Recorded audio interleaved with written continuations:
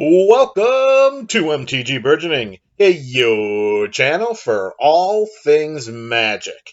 In this video, we are going to discuss the quintessential cards needed to build the core of a Treasures Matter Commander deck with Korvold, Fae-Cursed King as the general.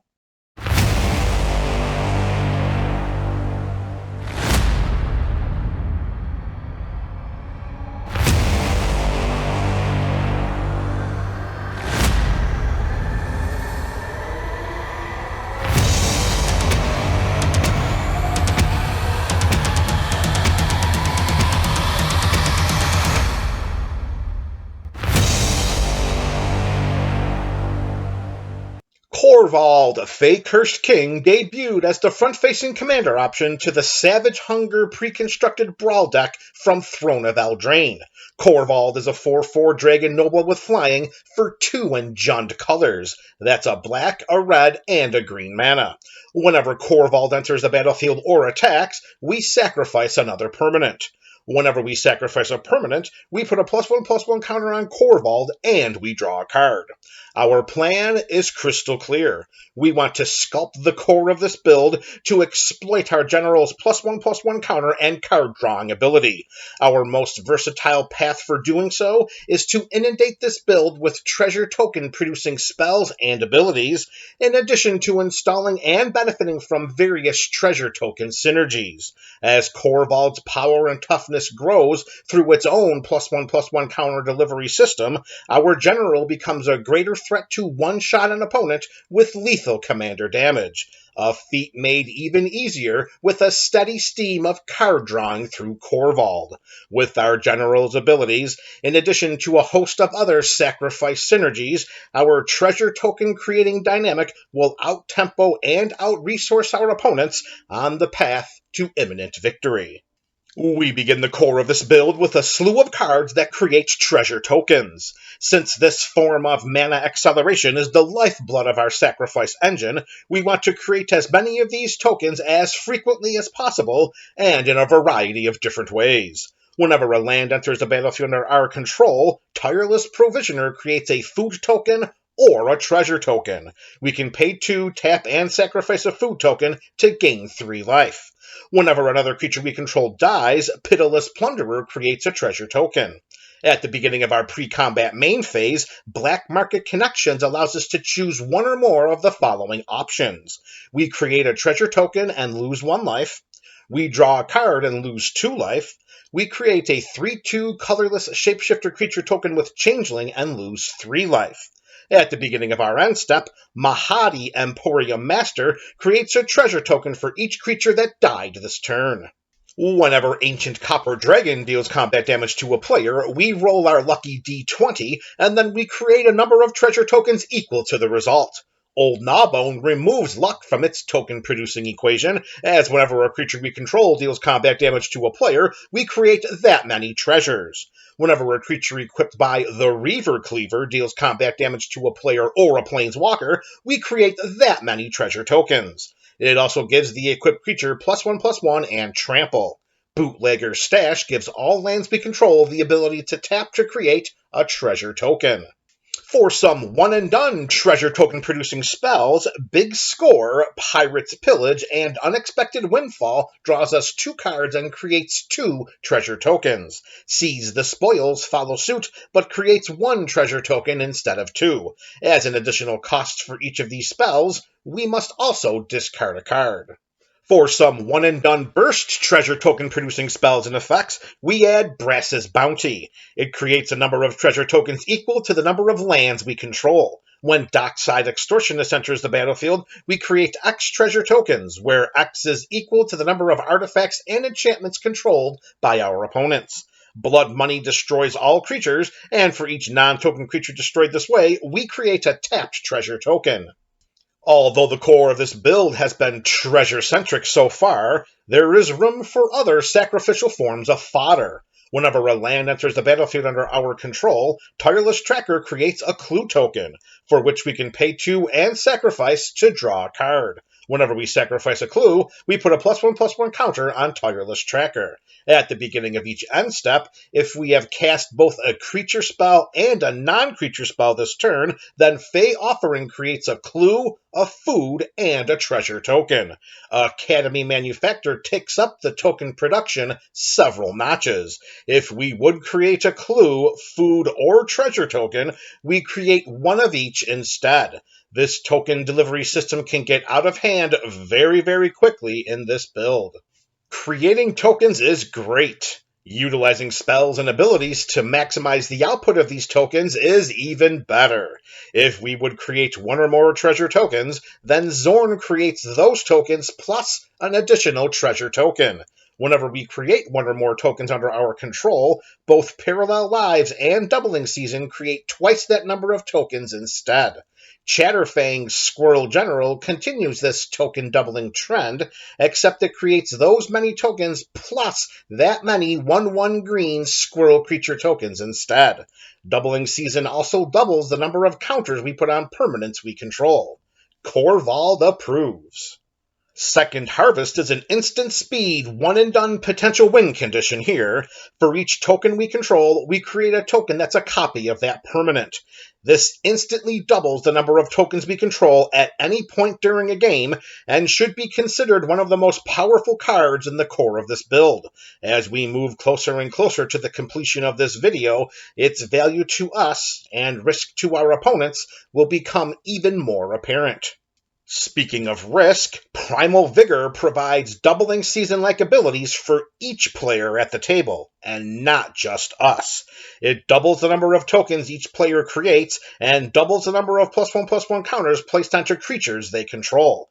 Although token strategies and +1/+1 counter archetypes are popular in EDH, more often than not, we should be more prepared to benefit from this enchantment than our opponents.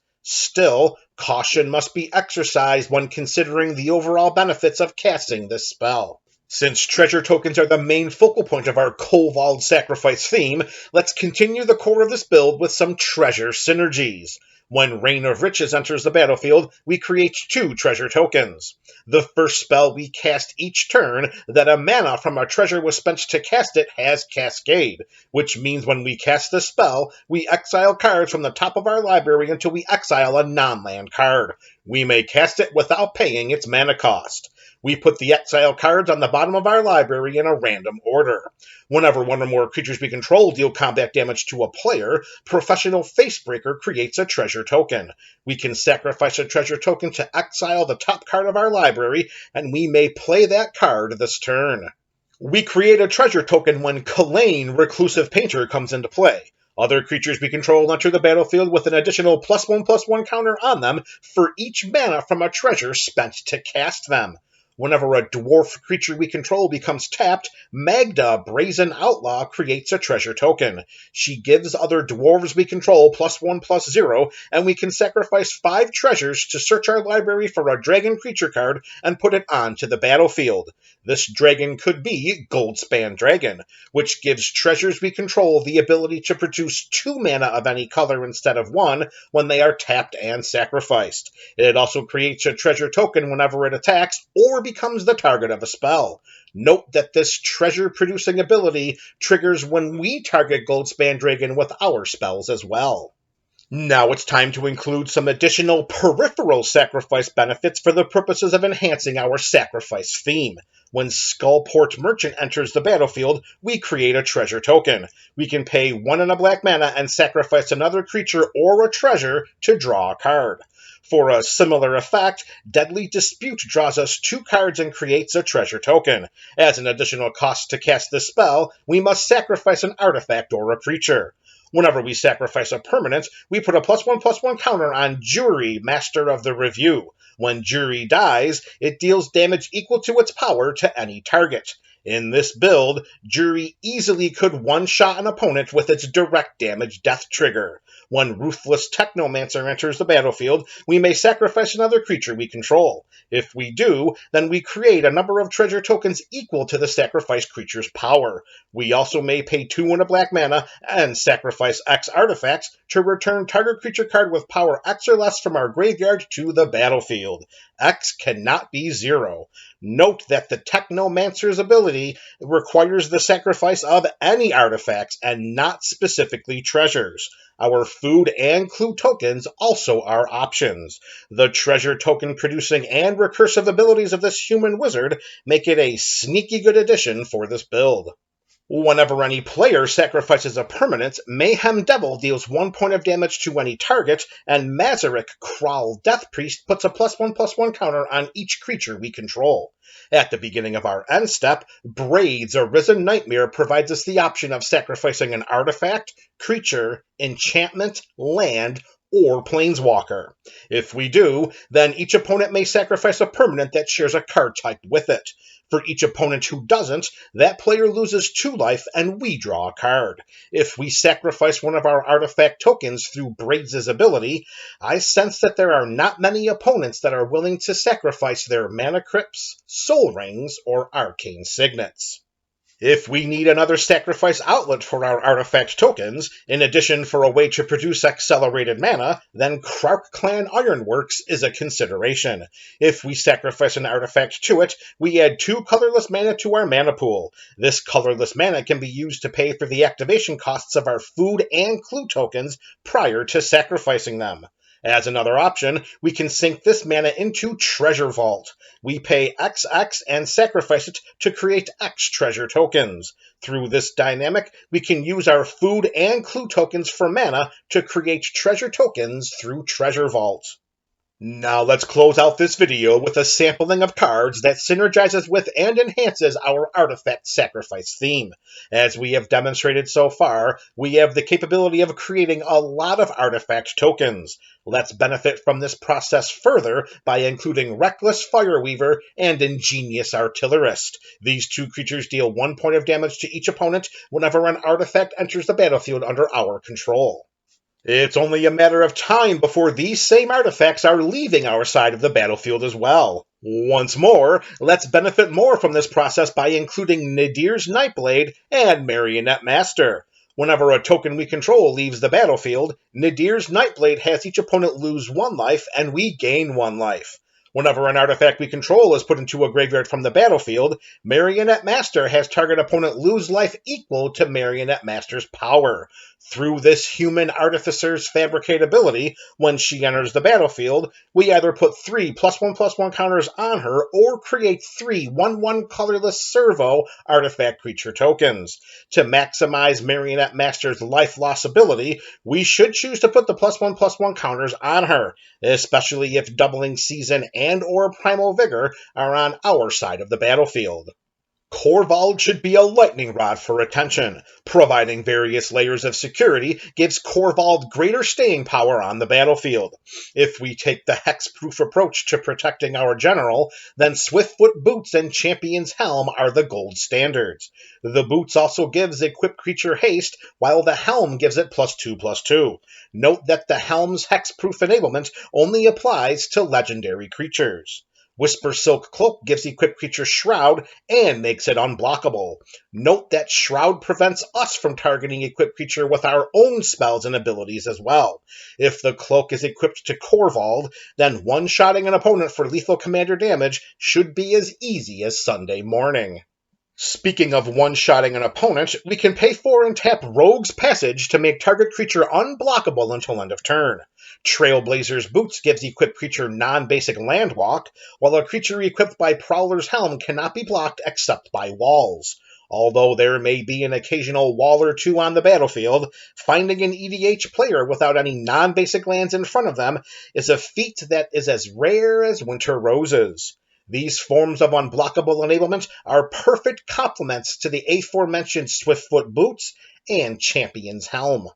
As is Rancor. This aura gives enchanted creature +2/+0 and trample. Although Corvold has flying, possibilities still exist for our general to get chump blocked repeatedly. This trample enablement allays our chump blocking concerns. Sweetening this interaction even further, when Rancor is put into a graveyard from the battlefield, we return it to our hand instead. The potential to repeatedly use Rancor throughout a game makes it one of the most powerful auras in Magic. The mere presence of our treasure tokens is enough for us to claim victory over our opponents. Revel in Riches sees to this, as at the beginning of our upkeep, if we control at least 10 treasures, then we win the game. As a token-producing bonus, whenever a creature an opponent controls dies, we create a treasure. Hellkite Tyrant is not artifact-specific when it comes to its win condition. At the beginning of our upkeep, if we control at least 20 artifacts, then we win the game.